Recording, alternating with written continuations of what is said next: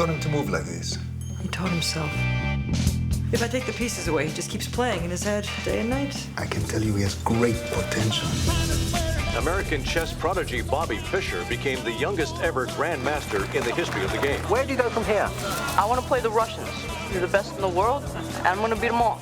Now tell me about the development of the character, because you're talking about mental deterioration, the competition, and all this kind of stuff. It was very intense. I have never seen this making chess so exciting because of it. Ed and I talked a lot about, and you know, you're kind of combining two things there that are you know, there's a lot for us about how to fit those into each other, but also just strictly how to make chess compelling, which had to do with, I think, understanding the stakes for these characters across the chessboard, and we decided not to try to, you know, explain how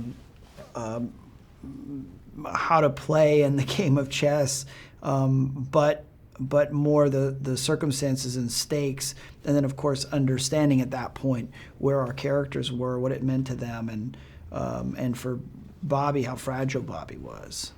It sounds like you made some research on Bobby Fischer. What did you end up learning besides what's in the movie? Well, you know, I learned a bunch about who he was before and after the event that the film focuses on, about who he was when he was a kid, all the things he went through, and what happened to him as he got older, and the sort of drama of his life as it unfolded over the course of time. Fascinating and interesting life. Bobby Fischer is in Iceland for his match with the world champion Boris Spassky. It's the chess version of a 15-round heavyweight prize fight. I'm not playing till all my conditions are met. I want at least 5 feet between me and the audience. It's almost like I hear their thoughts.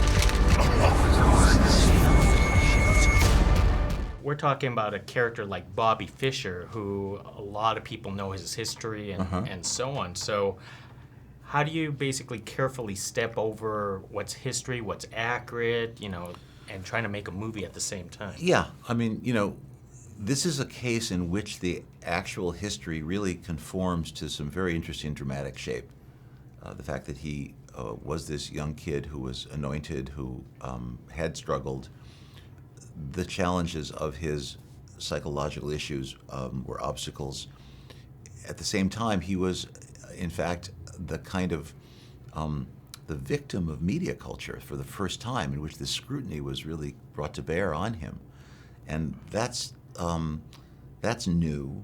On the other hand, we used so much from the permanent record. There were so many interviews, and there was so much written about him for the first time that we could really draw on that, so that the scenes had, you know, if not entirely accurate, had a real basis in accuracy. The only way I could look at this in approaching this project, the only way I think you can deal with what happened after Reykjavik, is to see it as someone who died during Game 6. You know, whoever that person was who had any relationship to reality went, and that he you know, if he's heroic in any way, he's only heroic in the way that he chose chess over sanity in order to achieve this one thing. That's all he wanted to do, was achieve that.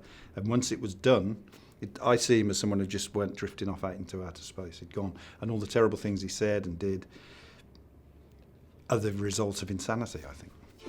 People think there are all these options, but in the end, there's no place to go. Bobby! You might crack. Bobby won't crack.